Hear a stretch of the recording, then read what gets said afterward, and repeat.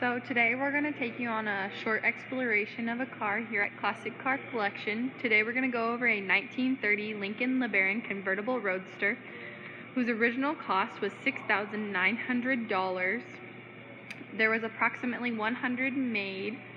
It has a 8-cylinder engine. It is a 3-speed model 185 with a 136-inch wheelbase. Throughout this video, we'll just go over some various parts and show you some cool hidden secrets on this car. So this is the engine compartment of the 1930 Lincoln LeBaron Convertible Roadster. It actually had an 8-cylinder engine, and this part here is a flathead, which just means that the cylinders and the pistons go down into the engine block. This would be your vacuum system that actually goes back and runs your windshield wipers once you've had enough pressure build up. It actually quite possibly could have run a few different things within the car. And there is your cooling fan. And then if we go out to the front here, you can see these vents, all of them which are closed right now. These vents would actually help to create heat for within the car, and then slowly as you got it heated up on cold days, you could open these vents, sort of turning them outwards to release some of the heat. Okay, now I know it's a little harder to see in here, but we're going to show you the various pedals. This one on the far left here, this would be your clutch, and then as we move over, that is your brake. The goldish colored one farthest to the left would be your acceleration pedal. The black one is actually just a footrest for you, and then the top gold there would be your starting pedal. And so those are kind of just the different various pedals within this car. And then we'll come up to the steering wheel here. This has a lot of different knobs that you can move around, and these knobs would be used for various things such as controlling the spark within the car, or within the engine, I guess. And then if you can kind of see, it's kind of hard, this one says retard and open, and then there's driving range and close, and you would just use these to change various things within the engine. Just like normal cars today, this is the horn, which actually doesn't work unless the car is on. Over here we have the shifter, the emergency brake. I'm gonna get up a little closer here. We have temperature gauge, fuel gauge, the water temp. This is your clock. This is your speedometer and odometer. There's an oil gauge there in the top, and then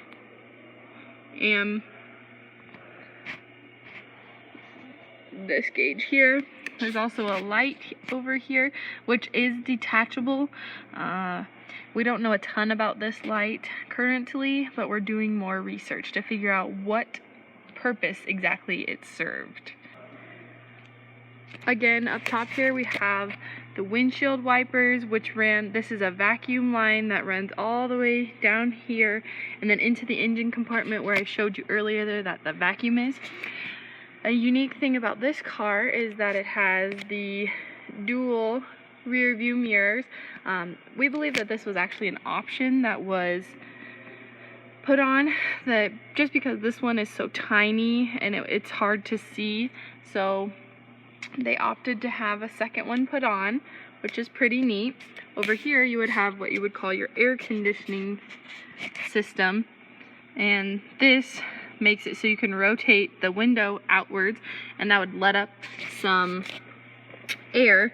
Also, the vent out front, you can see it's up right now. I'll pull it down. This let more air in to keep it cooler within the cabin, and that was just controlled by this lever right here. I know it's really hard to see. It's rather dark down in the compartment, but this was the one. So now we'll talk about from the outside to the car to the inside. Here is the lock, which actually, coincidentally, you had to go around to the passenger side to open, because see, here's the driver's side and there is no place to enter a key. Then you have just the door handle, which are actually very beautiful. And then this is the window crank, which would bring the window up. Very standard. And then we'll take a walk around to the other side, just kind of give you a full view of the back end here. There's the rumble seat. This is actually where you would put your luggage. This part folds down. I'll fold it up again and show you in a little bit later in the video. This is the gas tank here. We're guesstimating it's at about 20 gallons, maybe a little less. This car only had one taillight, which at this time was very normal. If you had two, it was more of an option thing. But this taillight's really rather fascinating because this is your reverse light, this is your brake light, and then this is just your normal tail light. So it's really cool that it has all three of these different lights in one. Pretty fancy. And then just below that here is where you would hang your license plate. So we'll move around to this side. This is how you would mount the car if you were going to get into the rumble seat.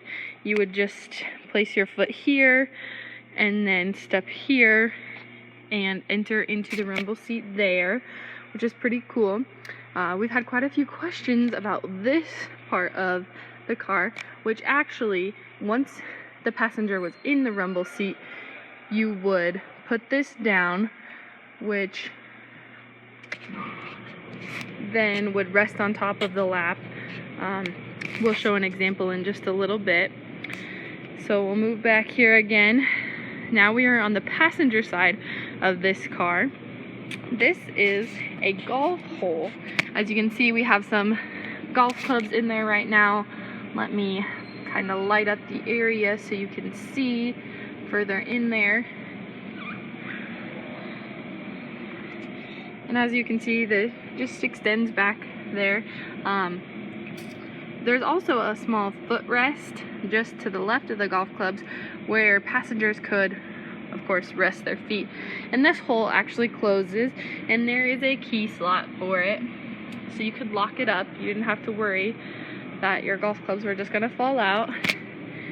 And then over here on the passenger side door, we can see this is where the key would go to unlock the car. So that's pretty neat. So again, we're still on the passenger side, and these are called side mounts. This is where the spare tire is. It's on both sides of the car. We'll get to the other side in just a little bit. And then these mirrors are actually mounted on there with just these straps, and these straps can easily be moved, so you can see them on different parts of this side mount. That way it was very adjustable. This was an option. It didn't come with the base model of this car. So here's the front of our 1930 Lincoln LeBaron Convertible Roadster. We actually have license plates on it that say Gatsby, just because it kind of looks like the Great Gatsby car from the movie. I'm going to show you a cool feature from the front. These lights just down here on the bottom actually connect through this line up to the steering wheel, and we'll kind of move the wheel a little bit so you can see how if you were turning a corner, it would actually turn these lights so that you could see around the corner, kind of a safety feature, if you will, which was really cool. And then these larger lights up top here, these were just stationary. So we're by the rear end again. This time we have the trunk area folded up. It just folds out there. And then there's some latches down here that kind of keep it folded up. That way you don't have to worry about it falling down. And now we have the passenger compartment closed here. This would be closed while you're driving. And then we can actually fully close the rumble seat which is how you would want it if you didn't have any passengers in there. So this is how the car looks when everything is fully closed up. It's such a beautiful car. If you're interested in knowing more about this car or seeing it in person, or even some of our other beautiful cars, come out to the Classic Car Collection in Kearney. It's 3600 East Highway 30, Suite B. We're on the east side of Cabela's. We have a beautiful collection of over 200 cars, and we can't wait for you to visit us.